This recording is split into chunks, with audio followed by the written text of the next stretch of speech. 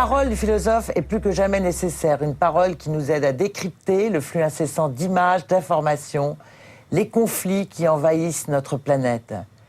Pour confronter leurs idées respectives, je suis allée à la rencontre d'un philosophe, René Girard, et d'un historien, Pierre Vidal-Naquet. Leur voix s'élève comme un testament aux jeunes générations. René Girard, archiviste, paléographe, philosophe et académicien, issu d'une tradition catholique, décrypte le mécanisme fondateur et mimétique de la violence, à la racine de tout ordre symbolique. Il dévoile, à la lumière des textes bibliques, l'origine cachée de l'homme. Il a enseigné à l'université de Stanford, aux États-Unis, où il vit. Auteur d'une trentaine d'ouvrages, il dit volontiers de lui qu'il a fait un choix métaphysique. Pourquoi l'homme est-il le plus violent des animaux? Le désir mimétique n'est-il pas la source de toutes les violences? Et y a-t-il une autre alternative à la violence?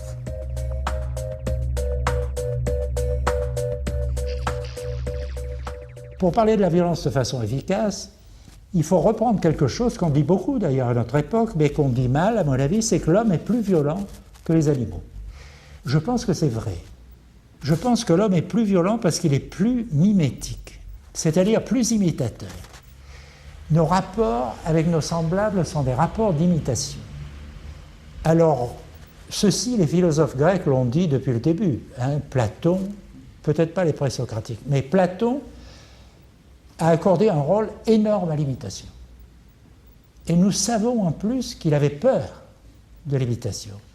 Chez Aristote, qui suit Platon de très peu de temps, 40 ans, même pas, eh bien, il dit que l'homme est le plus imitateur de tous les animaux et qu'il adore l'imitation, qu'il aime imiter, n'est-ce pas? Mais chez lui, il n'y a plus aucune idée d'avoir peur de la violence.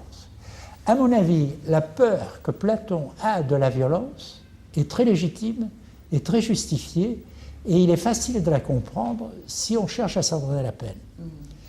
Si les hommes s'imitent, ils n'imitent pas seulement les gestes, les grimaces, etc., ou lorsqu'ils font des aquarelles, les paysages, ce que nous dit Aristote, au fond. Ils s'imitent aussi les désirs les uns des autres. Et ça, nous savons que c'est vrai, puisqu'aujourd'hui, nous avons des domaines d'activité industrielle qui sont entièrement fabriqués sur l'imitation, par exemple la publicité. Lorsqu'on vous fait de la publicité, on ne cherche jamais à vous dire qu'un produit est meilleur que l'autre.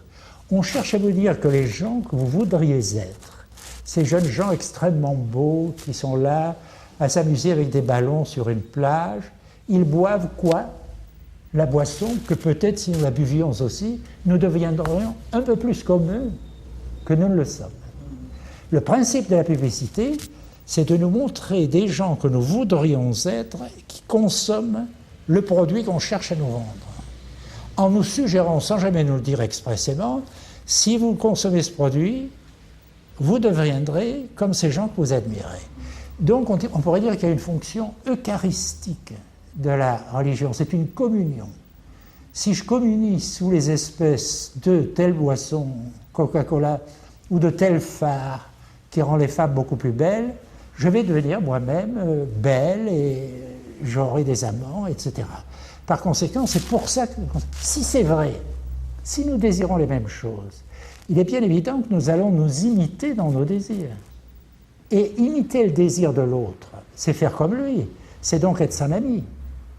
Mais c'est absolument faux en même temps, puisque c'est désirer le même objet que lui. Si vous désirez le même phare ou la même bouteille de Coca-Cola, comme vous en faites des millions, comme il y a la production de masse, aucune importance. Mais si vous désirez la même femme, ou si vous êtes étudiants ensemble et si vous désirez la même bourse, lorsque vous êtes à l'université, vous êtes normalement amis des gens qui sont très proches de vous, qui font les mêmes études. Mais donc vous allez être en concurrence, en concurrence pour les mêmes choses. C'est ça qui est étrange. Vous voyez, nous nous entendons, nous nous imitons. Mais nous ne nous entendons pas, nous recommençons à nous imiter dans la violence. C'est ça qui est tout à fait extraordinaire. Donc les rapports humains sont essentiellement instables et vont vers des extrêmes. Extrême de l'amour, extrême de la violence. S'ils vont vers l'extrême de la violence, ça veut dire que la société n'est pas possible.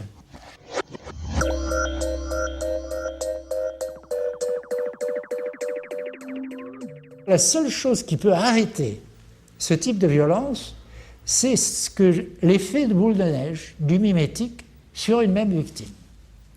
Tout à coup, sans qu'on sache pourquoi, tout le monde est d'accord contre la même victime.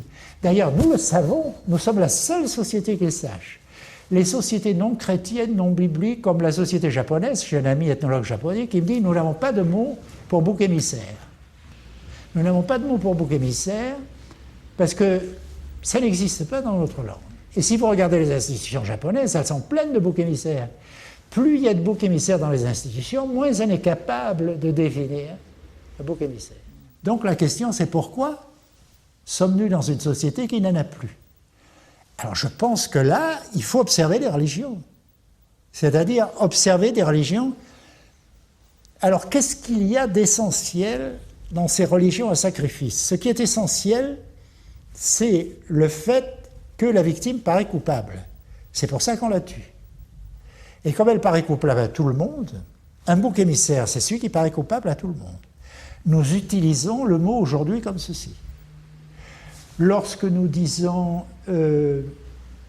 en ce moment, les Français sont en train de prendre tel politicien comme bouc émissaire, ça veut dire tout ce qu'il fera sera considéré comme mauvais par tout le monde à la fois. Donc on va se réunir d'une certaine façon contre lui. Autrement dit, les hommes ne peuvent pas se réunir pour, à ce stade-là, ils sont obligés de se réunir contre. Et ce contre devient un pour à partir du moment où sa mort fait de lui le sauveur de la communauté. Alors à mon avis, l'idée de la divinité, c'est ça. Vous voyez que ce n'est pas du tout une idée divine, hein, c'est une idée aussi réaliste, aussi matérialiste et aussi cynique que possible. Et moi, ce que je trouve d'extraordinaire, ce sont ces gens qui parlent de désenchantement du monde. Le monde n'a jamais été aussi enchanté qu'aujourd'hui, qui puisse faire en même temps les miracles de médecine et les miracles de destruction qui nous menacent, n'est-ce pas? Et que nous ne sachions pas si nous allons bénéficier de l'un ou de l'autre dans les prochaines 10 minutes. Vous voyez? Où nous sommes menacés à tout instant de notre vie et en même temps protégés comme nous n'avons jamais été. J'étais en train de lire cette biographie de Marx, de Jacques Attali, où de ça, je voyais dans sa famille le nombre de gens qui mouraient de la tuberculose. C'est extraordinaire. Il y avait presque 2 enfants sur 3. Il y a guère que 2 siècles de ça. N'est-ce pas? Ce qu'il ne faut surtout pas chercher, c'est des jugements entiers qui vous disent tout est bien dans notre monde, la science a réponse à tout, la science a réponse à rien. Mais elle a évidemment réponse ponctuellement, elle est capable de vous sauver, de vous donner 10 ans de plus de vie, ce qui était impensable il y a quelques années. Ou de vous permettre de fonctionner là où vous n'aurez pas pu fonctionner avant, etc. Ce sont des choses magnifiques. Et puis quand même, si vous regardez par exemple l'évolution de la pénalité, le fait qu'il y a, si vous voulez, on dit le christianisme ne va pas supprimer l'esclavage, mais seul le christianisme va supprimer l'esclavage.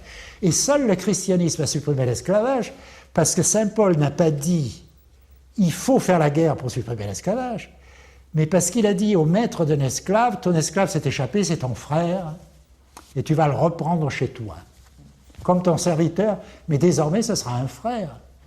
N'est-ce pas? Eh bien, d'une certaine manière, ces choses-là se sont passées avec 1500 ans de retard, mais elles se passent tous les jours.